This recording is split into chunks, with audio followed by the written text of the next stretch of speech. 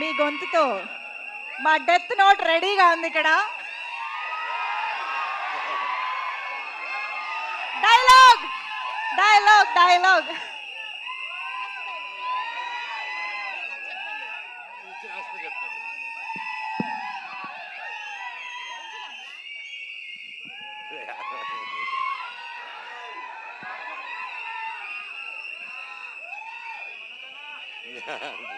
Love you too, love you too, love you, love you, love you అందరికి. Thank you. ఏది ఏమైనా కానీ ఈ ప్రేమ ఉన్నంతరకు నన్ను ఎవరు ఏమి చేయలేరప్ప.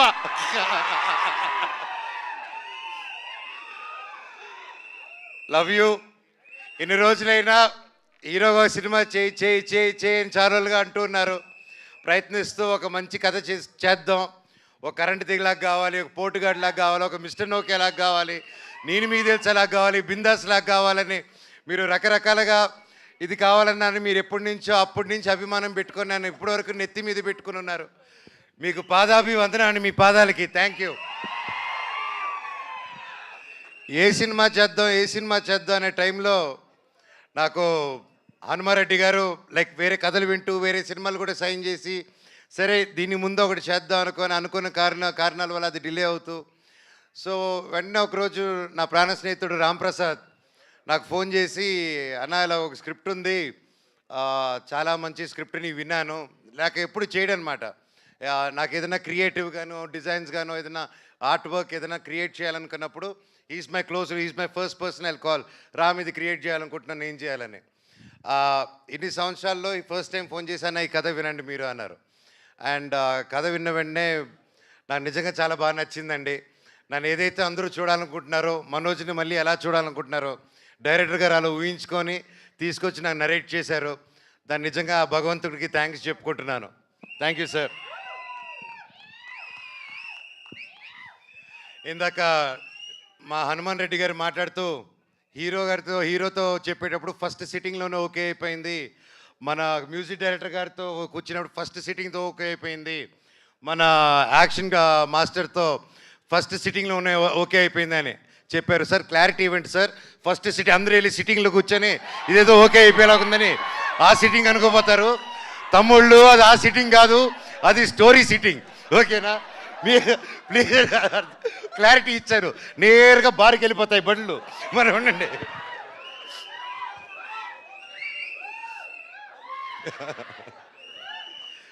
అలాగే ప్రొడ్యూసర్స్ వెంకటరెడ్డి గారు ప్రతి ఒక్కరు ఇక్కడికి వచ్చి మాకు సపోర్ట్ చేస్తూ ఈ సినిమాని హనుమాన్ గారు నమ్మి మమ్మల్ని అందరూ నమ్మి ఇన్ని కోట్లు పెట్టి ఒక ఏమాత్రం తగ్గకూడదు, ఒక 1897 నుంచి 1922 మధ్యలో జరిగే ఒక యాక్షన్ ఫిల్మ్ అండి ఇది. ఇతను వాళ్ళ శత్రువులకి శత్రువే, సొంత వాళ్ళకి శత్రువే, అంటే బ్రిటిష్ వాళ్ళకి శత్రువే, మన ఇండియన్స్ కూడా శత్రువే ఇతను. అది ఎందుకంటే ఇతని బేసిక్గా పీస్ఫుల్ వేలో వెళ్ళడం కాదు, ఏదన్నా కొట్టి తెచ్చుకోవాలనే క్యారెక్టర్ డేవిడ్ రెడ్డి. సో ఇలాంటి ఒక పవర్ఫుల్ క్యారెక్టర్ రాసి నమ్మి నేను సూట్ అవుతాను అనుకొని వచ్చి నరేట్ చేశారు. Thank you very much sir. And అలాగే కేజీఎఫ్ 2, సల్లార్, నెక్స్ట్ డ్రాగన్, ఇలాంటి గొప్ప సినిమాలు, ఇలాంటి ఒక గొప్ప టెక్నీషియన్స్ ఈరోజు మన సినిమాకి వర్క్ చేస్తారంటే నాకు చాలా హ్యాపీగా ఉంది. Ravi Basu sir, thank you so much for being a part of it, I'm really blessed. అలాగే ఎడిటర్ ఉజ్వల్ గారు ఈరోజు ఇక్కడ లేరు, so thank you for the great edit, looking forward for the full film. And అలాగే సుప్రీం సుందర్ గారు, మీ అందరికీ తెలిసి నాకు స్టంట్స్ అంతా ఎంత పిచ్ అని, and I'm a big fan of Supreme Sundar గారు. అండ్ మీరు చెప్తున్నట్టు ఇప్పుడు యానిమల్ షూటింగ్లో ఉన్నారు సార్, నరేట్ చేసినప్పుడు I was very happy.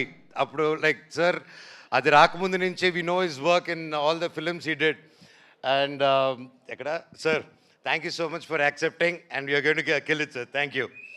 And మా డిఓపి ఆచార్య వేణు గారు లేరు ఈరోజు ఇక్కడ, ఈవెంట్ మిస్ అయ్యారు. Sir thank you so much, I'm looking forward to work. పేరున థ్యాంక్ యూ.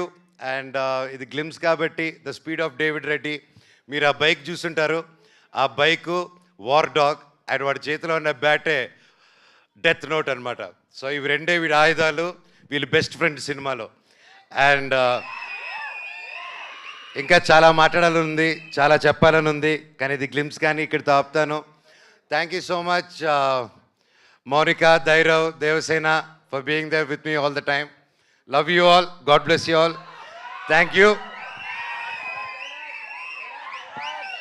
మేము ఏ David Reddy a British India नहीं है, ए डेविड रेड्डी का इंडिया है. మాకు దీంతో కావాలి. కరెక్ట్గా హిందీ రానోడికి హిందీ డైలాగ్ రాస్తారు చూడండి, అది మా డైరెక్టర్ టాలెంట్.